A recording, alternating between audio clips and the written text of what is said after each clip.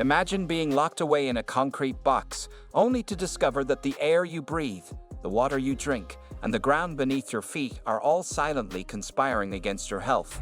Welcome to the grim reality faced by millions of incarcerated individuals in the United States, where environmental hazards and systemic racism intersect within the walls of prisons and jails.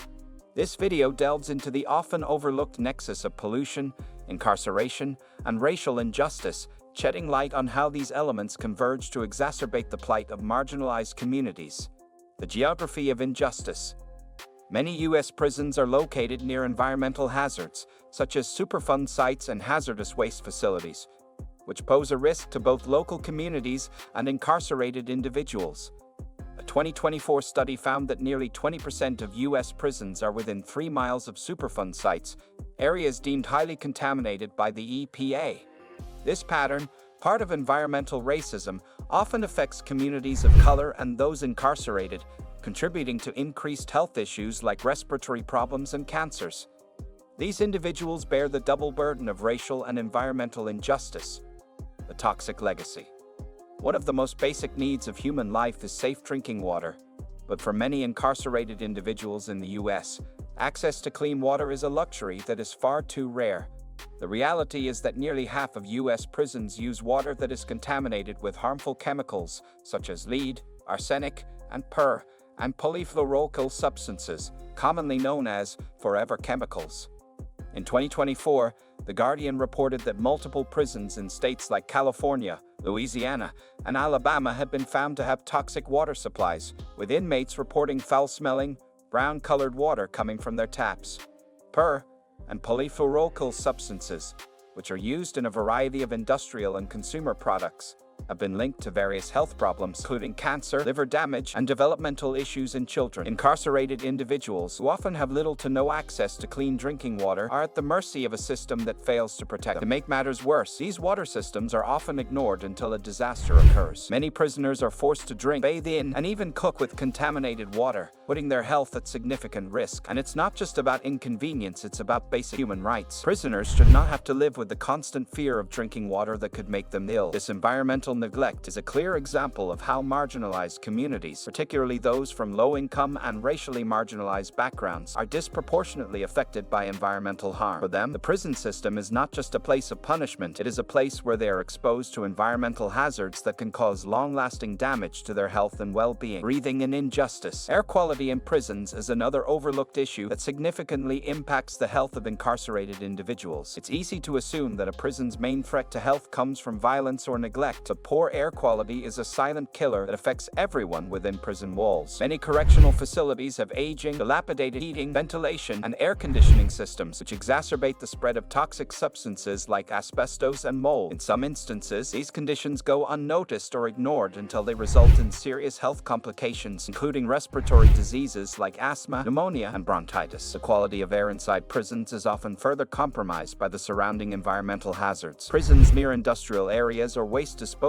sites are often exposed to pollutants from nearby factories, power plants, and chemical plants. These emissions contribute to poor air quality inside the facilities, increasing the risk of respiratory illness among prisoners. In fact, studies have shown that inmates are more likely to suffer from chronic respiratory conditions than the general population, simply because they are housed in environments with elevated levels of pollution. The reality of life in a prison with poor air quality is compounded by the fact that many incarcerated individuals do not have access to medical care, and any existing conditions such as asthma are often exacerbated by exposure to harmful air pollutants. This leads to a vicious cycle of health deterioration and inadequate medical attention, leaving many prisoners to fend for themselves in increasingly unhealthy environments. Climate change. The heat is on. Heat waves in prisons are more than just uncomfortable, they can be deadly. As climate change continues to make extreme weather events more frequent and intense, the heat within prisons, particularly those in southern states like Texas and Florida, has reached life-threatening levels. Many correctional facilities across the country lack air conditioning, forcing prisoners to endure extreme heat, especially during the summer months. In a 2024 report by The Guardian, it was revealed that the number of heat-related deaths in U.S. prisons had increased dramatically due to rising temperatures and inadequate cooling systems. Between 1982 and 2020, there was a noticeable rise in hazardous heat days in southern U.S. prisons, where the heat index can exceed 100 degrees Fahrenheit, 38 degrees Celsius. These dangerous conditions lead to an increase in heat-related illnesses such as heat stroke, dehydration, and organ failure. In states like Texas, where summers are notoriously hot, many prisons lack the infrastructure to protect inmates from the sweltering heat. Without air conditioning, incarcerated individuals are forced to endure temperatures that are not only uncomfortable but life-threatening. This is especially dangerous for elderly or physically vulnerable individuals who are at higher risk of suffering heat-related health problems. Prisons must account for the risks posed by climate change and invest in better cooling systems to protect inmates. In the absence of these protections, the vulnerability of prisoners to extreme heat will only continue to grow, further exacerbating the overall health disparities that already exist in the prison system. Labor exploitation and environmental degradation. Incarcerated individuals are often forced into labor under exploitative conditions, performing tasks that are not only physically demanding but also contribute to environmental degradation. A notable example of this is the use of prison labor in fighting wildfires. Every year, thousands of inmates in California and other western states are used as unpaid or low-paid labor to fight fires. While this might sound heroic on the surface, it exposes prisoners to extreme heat, hazardous smoke, and dangerous chemicals without proper protective equipment. This exploitation is an example of how the carceral system uses vulnerable populations to do dangerous work, often at the cost of their health and safety. Not only are prisoners exposed to harmful pollutants, but the work itself contributes to environmental damage, as much of the firefighting equipment and methods are outdated and inefficient. The environmental impact of prison labor doesn't end with firefighting. Prison labor has also been used in industries that contribute to environmental degradation, such as logging, mining, and manufacturing products with toxic chemicals. This form of labor exploitation further connects the dots between environmental harm and the carceral system, showing how marginalized communities are used for labor while simultaneously being exposed to environmental risks. Environmental racism behind bars. As with many other forms of systemic inequality, racial disparities play a significant role in the environmental injustices faced by incarcerated individuals. Environmental racism, defined as the disproportionate burden of environmental hazards placed on communities of color, extends into prisons. These communities are more likely to face higher rates of incarceration and are more likely to live in neighborhoods burdened with environmental pollution. This creates a perfect storm where environmental harm and mass incarceration converge in ways that are particularly detrimental to Black, Indigenous, and people of color individuals. The reality is that Black, Indigenous, and Latino populations are more likely to be incarcerated in facilities that are located in polluted areas. Furthermore, they are more likely to be exposed to poor air and water quality, as well as extreme temperatures. These compounded injustices highlight the need for a holistic approach to criminal justice reform that includes environmental justice. This intersection of racial oppression and environmental harm is not just a coincidence. It's part of a long history of systemic racism and neglect. Addressing these issues requires tackling the root causes of both environmental injustice and mass incarceration. Resistance and reform. Despite the oppressive conditions, incarcerated individuals are not silent victims. Many have organized to bring attention to the environmental injustices they face. Organizations such as the Campaign to Fight Toxic Prisons are working tirelessly to raise awareness about the dangerous conditions in prisons and to push for reforms. These efforts highlight the resilience of incarcerated individuals and their allies in fighting against the systems of oppression that harm them. The movement for environmental justice within the carceral system is growing, with more advocacy for policy changes that would protect incarcerated individuals from environmental harm. These grassroots efforts are vital for pushing the issue into the public consciousness and generating real change. And that's a wrap for today's deep dive into the toxic intersection of pollution, race, and the prison system. If you found this eye-opening, don't forget to hit that like and subscribe. Until next time, stay curious, stay informed, and always keep fighting for change, peace, love, and environmental justice.